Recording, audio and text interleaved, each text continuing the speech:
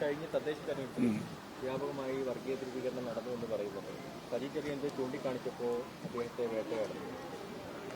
വർഗീയ ധ്രുവീകരണം വ്യാപകമായി നടന്നു എന്നൊന്നും ആരും പറഞ്ഞിട്ടില്ല, ഞങ്ങളൊന്നും പറഞ്ഞിട്ടില്ല.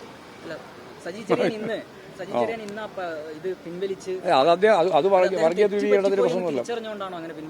പിന്നെ വെറുതെ പിൻവലിക്കും ആരെങ്കിലും അത് അദ്ദേഹത്തോട് ചോദിക്കണം.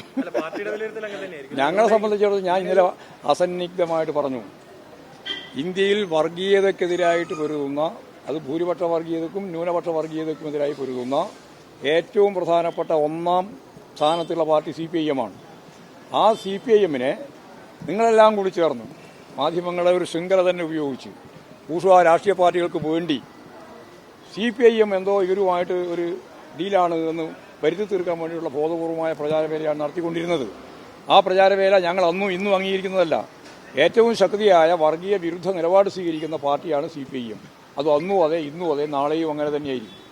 അക്കാര്യത്തിൽ നിന്ന് വ്യത്യസ്തമായ എന്തെങ്കിലും നിലപാട് ആരെങ്കിലും സ്വീകരിച്ചിട്ടുണ്ടെങ്കിൽ ആ നിലപാടുകളൊന്നും പാർട്ടി നിലപാടല്ല എന്ന് ഉറപ്പായിട്ട് ഇന്നലെ പറഞ്ഞിട്ടുണ്ട്.